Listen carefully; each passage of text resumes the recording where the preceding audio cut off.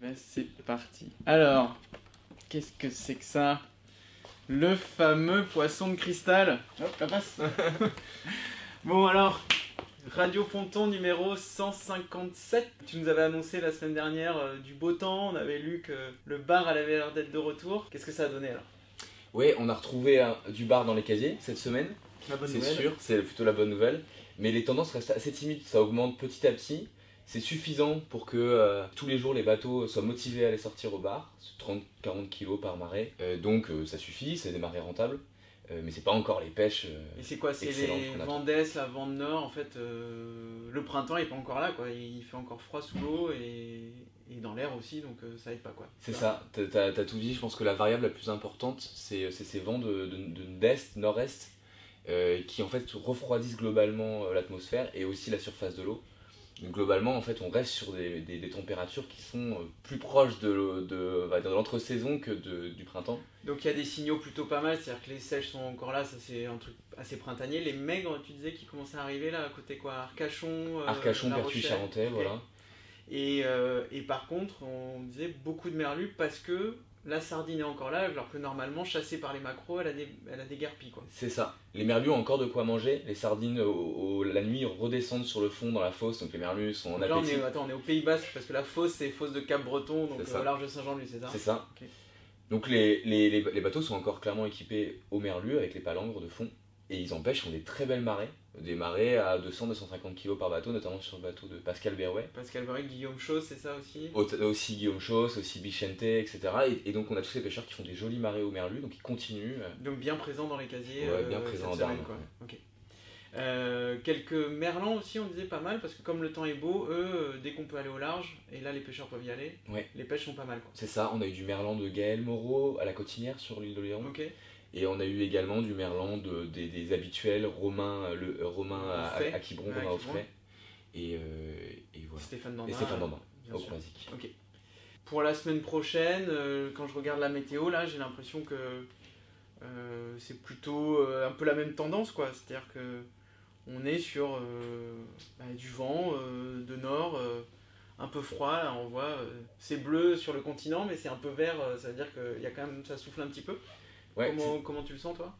ce que t'as pas montré là, c'est les températures. Ah oui. C'est intéressant aussi de voir les températures, parce que ces vents de nord-nord-est, la principale effet, c'est qu'en fait, ils ne contribuent pas à réchauffer la température de Bon, l'eau. ouais, ça reste un peu vert-jaune, quoi. C'est ça, Donc, vert jaune, voire ça revient sur le rebaisse, vert. ouais.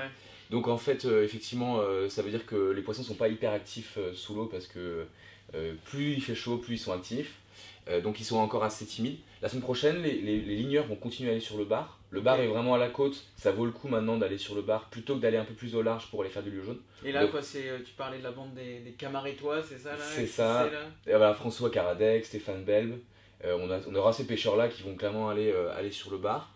On va avoir aussi des pêcheurs qui vont aller trouver un peu le lieu jaune, notamment à la Turbale, Anthony Guenec. Ah, il a Mais fait les premières sorties au Il a large, fait les ouais. premières sorties, il les a équéjimés en plus à bord, donc Ça, c'est classe. ça c'est très classe. Et on retrouvera surtout probablement vraiment les premiers homards de la saison, même si on en a eu un petit peu. Là on va Ouais, pouvoir en on proposer. les attendait, ils bougeaient pas trop, les pêches étaient maigres. C'est ça. On sent qu'il y a quand même moins de homards que les autres années. Le cycle est plutôt creux, là, d'après les pêcheurs. Complètement. Donc ça c'est partie Cotentin et Hauts-de-France. Ok.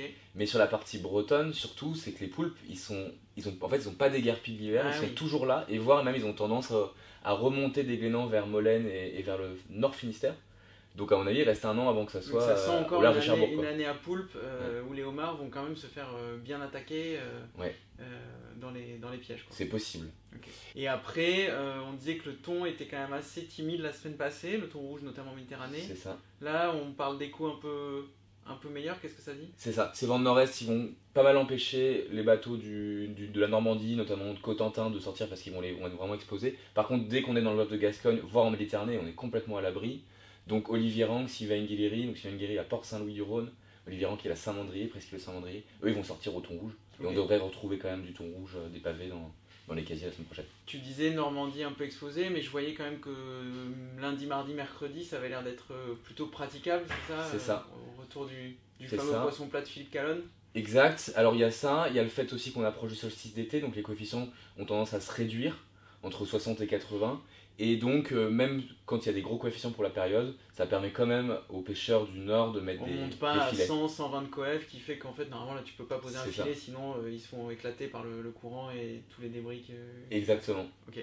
Donc poisson plat alors sur la... Poisson sur plat, la Normandie. probablement. Ok. En fait, une un belle peu de diversité carlet, de un produits, peu c'est ça. de l'appli, Du carlet, filet, etc. de la sole, du filet. Ok. Petite nouveauté, je voyais côté boutique et poisson fumé, C'est le ça. lieu jaune. Donc ça tu disais c'est un lieu jaune qui a été pêché à... À Audierne, par Thomas Legal cet hiver, au Ok. filet pour le coup. qui a été surgelé à Groix, au fumoir de l'île de Groix, C'est ça. et qui vient d'être fumé avec... vous voyez, c'est un recto verso, Une c'est double un face. pavé, deux pavés.